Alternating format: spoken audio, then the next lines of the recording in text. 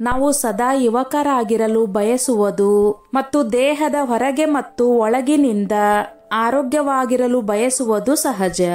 ದೇಹದ ಅಂಗ ಮತ್ತು ಚರ್ಮದ ದುರಸ್ತಿಗಾಗಿ ಮತ್ತು ಆರೋಗ್ಯವಂತರಾಗಿರಲು ಈ ಕೆಲವು ಆಹಾರಗಳನ್ನು ಸೇವಿಸಬೇಕು. ಏಕೆಂದರೆ ಈ ಆಹಾರಗಳು ಕಾಂಡಕೋಶಗಳ ಆರೋಗ್ಯವನ್ನು ಉತ್ತೇಜಿಸಲು ಸಹಾಯ ಮಾಡುತ್ತದೆ ಎನ್ನಲಾಗುತ್ತದೆ. ಹಾಗಾದರೆ ಈ ಆಹಾರಗಳು ಯಾವ್ಯಾವು ಮತ್ತು ಇವುಗಳ ಸೇವನೆ ನಮ್ಮ ದೇಹವನ್ನು ಆರೋಗ್ಯಕರವಾಗಿರಿಸಲು ಇವು ಏನೆಲ್ಲ ಕೊಡುಗೆಗಳನ್ನು ನೀಡುತ್ತವೆ ನೋಡೋಣ. ನೀವು ಸದಾ ಲವಲವಿಕೆಯಿಂದ ಮತ್ತು ಆರೋಗ್ಯಕರವಾಗಿರಲು ಬಯಸುವಿರಾ? ಹಾಗಿದ್ದಲ್ಲಿ ನಿಮ್ಮ ಆಹಾರದಲ್ಲಿ ಕೆಲವು ಬದಲಾವಣೆಗಳನ್ನು ಮಾಡಿಕೊಳ್ಳಿ. ಹೌದು, ಯಾವುದೇ ದುಬಾರಿ ಔಷಧಿಗಳು ಅಥವಾ ಸುಂದರವಾಗಿ ಕಾಣಿಸಲು ಯಾವುದೇ ದುಬಾರಿ ಖರ್ಚುಗಳನ್ನು ನೀವು ಮಾಡಬೇಕಾಗಿಲ್ಲ. ಜೀವನ ಶೈಲಿಯಲ್ಲಿ ಮತ್ತು ನಿಮ್ಮ ಆಹಾರದಲ್ಲಿ ಕೆಲವು ಹೊಂದಾಣಿಕೆಗಳನ್ನು ಮಾಡಿಕೊಂಡರೆ ಸಾಕು. ಈ ಹೊಸ ಸಂಶೋಧನೆಯು ರಕ್ತ ಸಂಚಾರದಲ್ಲಿ ಕಾಂಡಕೋಶಗಳ ಸಂಖ್ಯೆಯನ್ನು ಹೆಚ್ಚಿಸುವ ನಿರ್ದಿಷ್ಟ ಆಹಾರಗಳ ಪಾತ್ರವನ್ನು ಸೂಚಿಸುತ್ತದೆ. ಇದು ಹಾನಿಗೊಳಗಾದ ಅಂಗಗಳು ಮತ್ತು ಚರ್ಮವನ್ನು ಸರಿಪಡಿಸಲು ಸಹಾಯ ಮಾಡುತ್ತದೆ.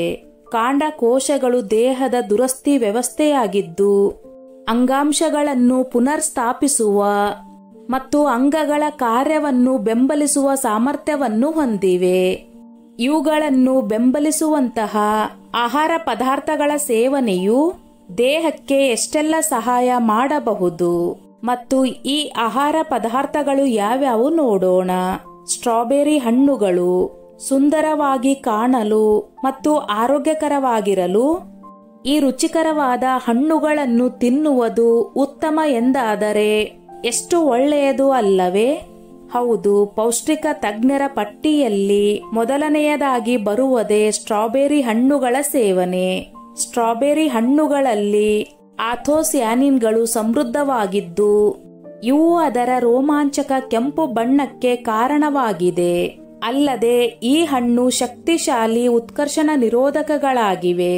ಇದರ ಈ ಸಂಯುಕ್ತಗಳು ಕಾಂಡಕೋಶ ಬೆಳವಣಿಗೆಯನ್ನು ಉತ್ತೇಜಿಸುತ್ತವೆ ಮತ್ತು ಅಂಗಾಂಶ ದುರಸ್ತಿಗೆ ಬೆಂಬಲ ನೀಡುತ್ತವೆ ಎಂದು ತೋರಿಸಲಾಗುತ್ತದೆ. ಅಥೋಸ್ಯಾನಿನ್ಗಳು ಚರ್ಮ ಮತ್ತು ಸಂಯೋಜಕ ಅಂಗಾಂಶಗಳನ್ನು ಪುನರ್ಸ್ಥಾಪಿಸಲು ನಿರ್ಣಾಯಕವಾದ ಮೆಸೆಂಕಿಮಲ್ ಕಾಂಡಕೋಶಗಳ ಪ್ರಸರಣವನ್ನು ಹೆಚ್ಚಿಸುತ್ತವೆ. ಕ್ರೋಸಿಫೆರಸ್ ತರಕಾರಿಗಳು, ಬ್ರೋಕ್ಲಿ, ಹೂಕೋಸು, ಕೇಲ್ನಂತಹ ಕ್ರೂಸಿಫೆರಸ್ ತರಕಾರಿಗಳು ಸಲ್ಫೋರಾಫೇನ್ ಅನ್ನು ಹೊಂದಿರುತ್ತವೆ. ಇದು ಕಾಂಡಕೋಶದ ಉತ್ಪಾದನೆಯನ್ನು ಹೆಚ್ಚಿಸುವಿಕೆಗೆ ಸಂಬಂಧಿಸಿದ ಸಂಯುಕ್ತವಾಗಿದೆ.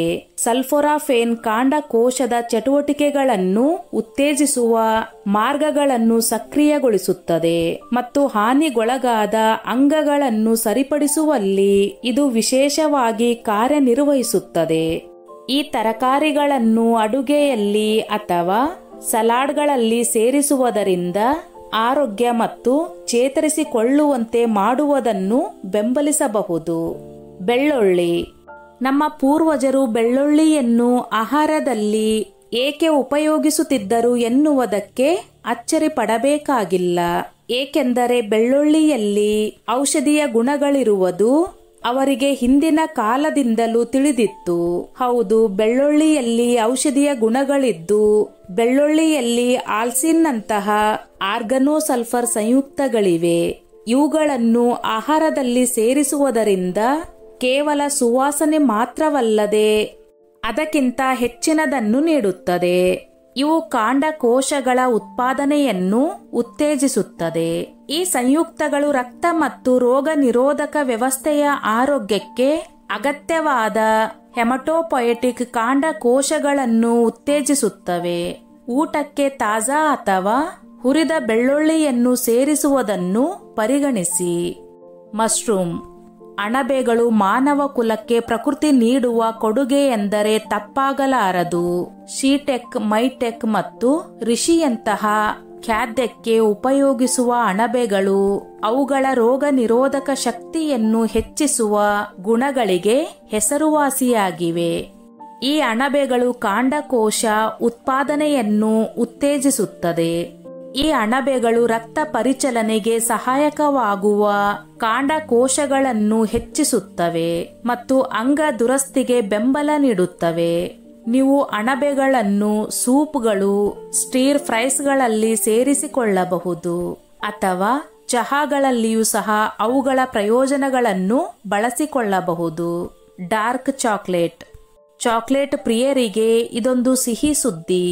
ಊಟದ ನಂತರ ನೀವು ಸವಿಯುವ ಆ ಡಾರ್ಕ್ ಚಾಕ್ಲೇಟ್ನ ಮಜಾ ಕೇವಲ ರುಚಿ ಮಾತ್ರವಲ್ಲದೆ ಇದು ನಿಮ್ಮ ಯೌವನವನ್ನು ಹೆಚ್ಚಿಸುವಲ್ಲಿ ಮತ್ತು ಆರೋಗ್ಯಕ್ಕೆ ಪ್ರಯೋಜನಕಾರಿಯಾಗಬಹುದು.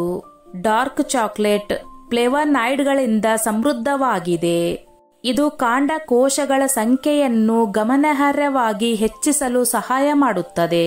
ಫ್ಲೇವನಾಯ್ಡ್ ಭರಿತ ಕೋಕೋ ರಕ್ತ ಪರಿಚಲನೆಯ ಕಾಂಡಕೋಶಗಳನ್ನು ದ್ವಿಗುಣಗೊಳಿಸುತ್ತದೆ ಎಂದು ಅಧ್ಯಯನಗಳು ಹೇಳುತ್ತವೆ. ಇಷ್ಟೇ ಅಲ್ಲದೆ ಇದು ಹೃದಯ ರಕ್ತನಾಳ ಮತ್ತು ಚರ್ಮದ ದುರಸ್ತಿಗೆ ಸಹಾಯ ಮಾಡುತ್ತದೆ. ಚಾಕ್ಲೇಟ್ಗಳನ್ನು ಖರೀದಿಸುವಾಗ ಕನಿಷ್ಠ 70% ಕೋಕೋ ಅಂಶವಿರುವ ಡಾರ್ಕ್ ಚಾಕ್ಲೇಟ್ ಅನ್ನು ಆಯ್ಕೆ ಮಾಡಿಕೊಳ್ಳುವುದನ್ನು ಪರಿಗಣಿಸಿ. ಅದನ್ನು ಮಿತವಾಗಿ ಆನಂದಿಸಲು ಮರೆಯಬೇಡಿ. ಸ್ನೇಹಿತರೆ, ಇಲ್ಲಿ ತಿಳಿಸಲಾದ ಮಾಹಿತಿಗಳು ಕೇವಲ ಮಾಹಿತಿಗಾಗಿ ಮಾತ್ರ. ಇದು ಯಾವುದೇ ರೀತಿಯಲ್ಲೂ ಯಾವುದೇ ಔಷಧಿ ಅಥವಾ ಚಿಕಿತ್ಸೆಗೆ ಅನ್ವಯಿಸುವುದಿಲ್ಲ.